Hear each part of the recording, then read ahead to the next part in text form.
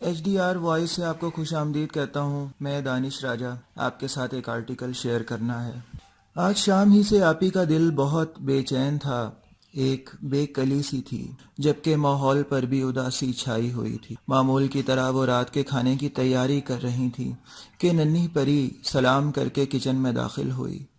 اسے دیکھ کر آپا یکلخت اپنی ساری الجھنیں بھلا بیٹھیں اور خوشی کی لہر ان کے چہرے پر دوڑ گئی. فرتے محبت سے انہوں نے اسے سینے سے لگا لیا. وہ تھی ہی اتنی پیاری، گھر بھر کی لاڈلی، امی ابو کی آنکھوں کا تارا. بھائی تو اس پر جان چھڑکتے تھے. اس کی پیاری پیاری باتیں اور من موہنی سی صورت ہر کسی کا دل موہ لیتی. گھر کیا پورا خاندان اس کا دیوانہ تھا. کلاس کے سبھی بچوں سے اس کی دوستی تھی. ٹیچر اس کی تعریفیں کرتے نہ تھکتے. اسکول سے گھر آ کر اس کی مزے مزے کی باتوں کو سب لوگ خوب انجوائے کرتے. وہ کہتی میں بہت پڑھوں گی اور تعلیم حاصل کر کے لوگوں کی خدمت کروں گی. ابھی اس کی عمر ہی کیا تھی، لیکن اسے بہت ساری صورتیں اور چاروں کلمے یاد ہو گئے تھے، جبکہ پانچواں کلمہ ابھی وہ یاد کر رہی تھی. گھر میں اس کی درود پاک پڑھنے کی میٹھی آواز گونجتی رہتی تھی. مارنا تو دور کی بات، امی ابو نے تو اسے کبھی پھولوں کی چھڑی سے بھی نہیں چھوا تھا. مجال تھی کہ کوئی اسے چپت بھی لگا دے. وہ دلوں کی شہزادی جو تھی، لیکن انہیں کیا خبر تھی کہ درد سے نا آشنا ان کی لاڈلی کتنی تکلیف سے گزرے گی. اس محبت بھرے گھرانے پر کیا قیامت ٹوٹے گی اور کتنی سخت آزمائش آئے گی. مستقبل سے بے خبر والدین عمرے پر روانہ ہو گئے اور بہن بھائیوں کو ننھی پری کا خیال رکھنے کی خاص تاکید کر گئے. 6 جنوری کی اس تاریخ شب اس نے آپا کو سلام کر کے ٹیوشن جانے کی اجازت لی. آپا کے چہرے پر فکر مندی کے آثار چھا گئے. شہر کے حالات ٹھیک نہ تھے. بابا بھولے شاہ کے شہر پر آسیب کے سائے گہرے ہو گئے اور آئے روز لرزا دینے والی خبریں سامنے آ رہی تھی. جگنوؤں کا گلا گھونٹا جا رہا تھا اور کلیوں کو مسلا جا رہا تھا. گھر سے ٹیوشن کا فاصلہ ہی کتنا تھا، بس ایک گلی چھوڑ کر برابر والی گلی. ننھی پری روزانہ ہی تو ٹیوشن جاتی تھی، لیکن کچھ تھا جو آپا کو اندر سے بے چین کر رہا تھا. چھٹی حص بار بار خطرے کی گھنٹی بجا رہی تھی. آپا نے کہا کہ زینب آج نہ جاؤ، چھٹی کر لو. امی ابو بھی تو نہیں ہیں. تو ننھی پری بولی آج کیوں منع کر رہی ہیں؟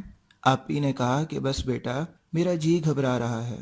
پری بولی آپی روزانہ تو جاتی ہوں. تو آپی نے بادل نخواستہ جانے کی اجازت دے دی اور زینب ہمیشہ ہمیشہ کے لیے چلی گئی. ٹیوشن کا وقت ختم ہوا تو آپی زینب کا انتظار کرنے لگی. جوں جوں وقت گزرتا گیا آپی کی پریشانی اور گھبراہٹ میں اضافہ ہوتا گیا. بالآخر صبر کا پیمانہ لبریز ہو گیا تو انہوں نے برقع سر پر ڈالا اور بھاگی بھاگی ٹیوشن پہنچی. باجی سے کہا کہ زینب کو بھیج دیجیے، آج بہت دیر لگا دی. ٹیوشن والی باجی حیران پریشان ہو کر بولی لیکن آج زینب تو آئی ہی نہیں.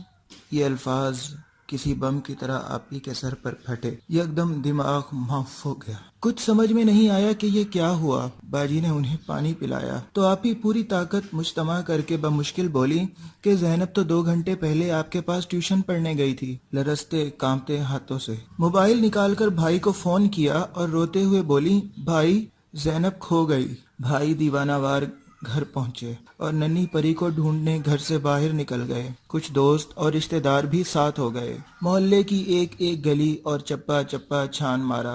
زینب کی ساری سہیلیوں کے دروازے کھٹکھٹا دیے، لیکن سب نے نفی میں جواب دیا کہ زینب تو یہاں نہیں آئی. بھائی تھکے ہارے دل برداشتہ تھانے پہنچے، جہاں ایک مکروہ صورت تھانے دار بیٹھا تھا جس نے ہتھوڑا مار لہجے میں پوچھا ہاں بھائی کیا ہو گیا؟ جی سر میری بہن لاپتہ ہو گئی ہے. تو میں کیا کروں؟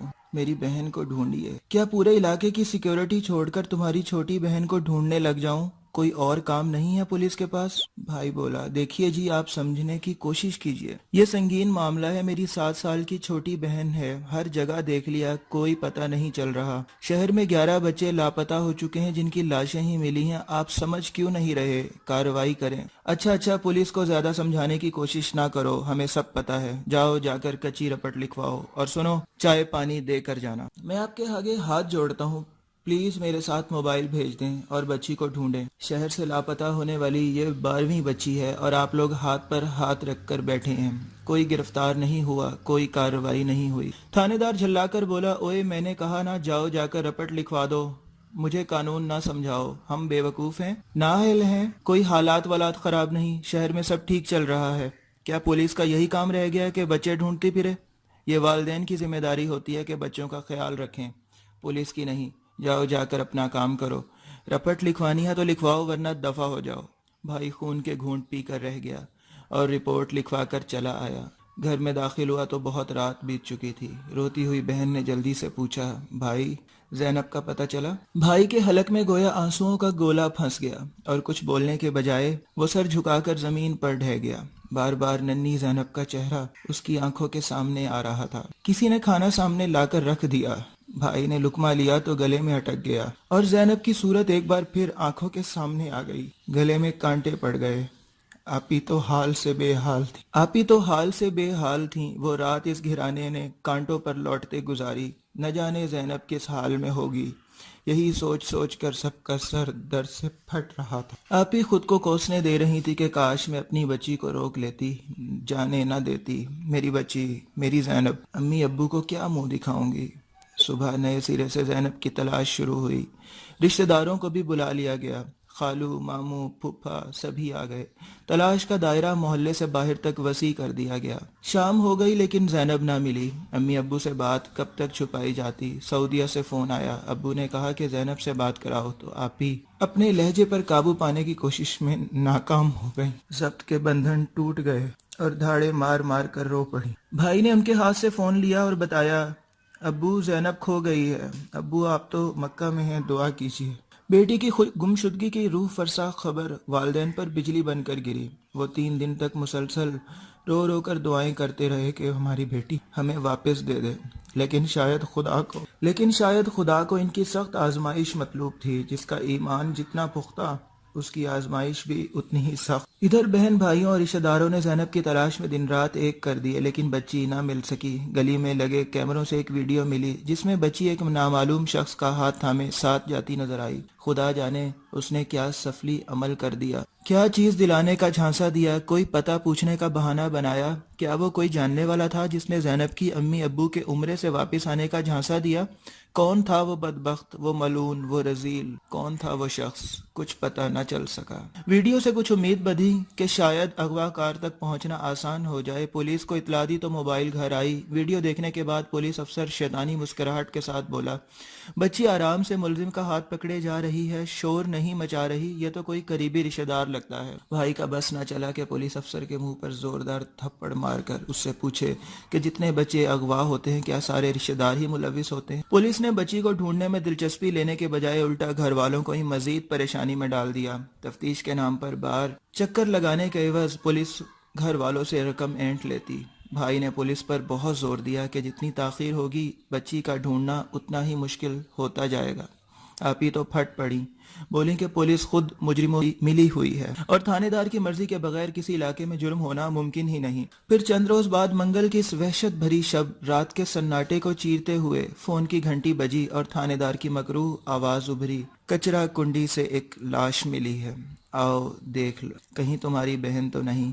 بھائی اس سے زیادہ کچھ نہ سن سکا، وہ تو خود ایک زندہ لاش بن چکا تھا۔ شہر میں کچرے کے ڈھیر سے ایک اور بچی کی لاش مل گئی تھی۔ بچی کا لاشا یوں پڑا تھا جیسے کیچڑ میں کوئی کنول کا پھول۔ بھائی کی قریب جانے کی ہمت نہ ہوئی، قدم من بھر کے ہو گئے۔ ذہن میں ناگ ڈس رہے تھے، دل سے دعا نکلی، خدایا یہ چہرہ اجنبی ہو۔ بھائی سے آگے بڑھا نہ گیا تو تھانے دار کی جانب مدد طلب نظروں سے دیکھا کہ سہارا دے کر آگے بڑھا دے، لیکن پولیس نے ناک پر رومال رکھ لیا۔ لرزتا کانپتا بھائی وسوسوں میں گھرا آگے بڑھا، جھک کر لاش سیدھی کی تو منہ سے زوردار چیخ نکل گئی، ٹانگوں میں جیسے جان نہ رہی۔ بھائی نے اس لاشے کو سینے سے چمٹا لیا اور پھوٹ پھوٹ کر رو پڑا، میری بچی، میری زینب۔ نہ جانے کتنی ساعتیں گزر گئیں، بھائی کو کچھ یاد نہیں کہ پولیس نے کب آ کر اس کی زینب کو اس کے کلیجے سے الگ کیا۔ وہ تو گرد و پیش سے بے خبر، ہوش و حواس سے بیگانہ تھا۔ بس کان میں تھانے دار کی منحوس آواز پڑی، 10,000 روپے دے دینا، اس پولیس والے نے تمہاری بہن ڈھونڈی ہے۔ بھائی کے حواس کام کرنا چھوڑ گئے اور وہ بے ہوش ہو گیا۔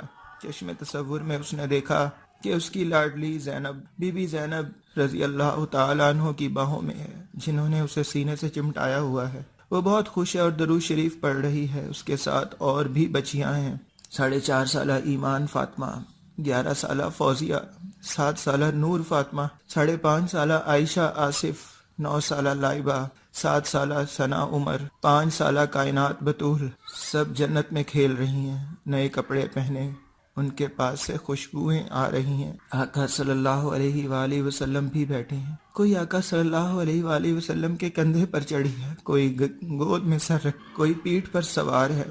آقا صلی اللہ علیہ وآلہ وسلم بھی کھیل رہے ہیں، بچیوں سے باتیں کر رہے ہیں، سب خوش ہیں۔ ہمیں ماتھے پر بوسہ دو کہ ہم کو تتلیوں کے جگنوں کے دیس جانا ہے۔ زینب بھائی کو دیکھتی ہے، پوچھتی ہے کہ روتے کیوں ہو؟ آقا صلی اللہ علیہ وآلہ وسلم ساتھ ہیں، لیکن زینب کہنے لگی دنیا والوں کو ایک پیغام بھی دے دینا، اگر باقی زینبوں کو بچانا ہے تو قاتل کو عبرتناک سزا دینی ہے، اور آقا صلی اللہ علیہ وآلہ وسلم کا نظام اس دنیا میں نافذ کرنا ہے۔ یہ آرٹیکل جناب ایکسپریس نیوز میں چھپا ہے، بہت جذباتی، اور میں اپنے جذبات پر قابو نہ پا سکا۔ اپنے ہوسٹ دانش راجہ کو اجازت دیجیے، HDR وائس کو سبسکرائب کر لیجیے گا۔ اللہ حافظ۔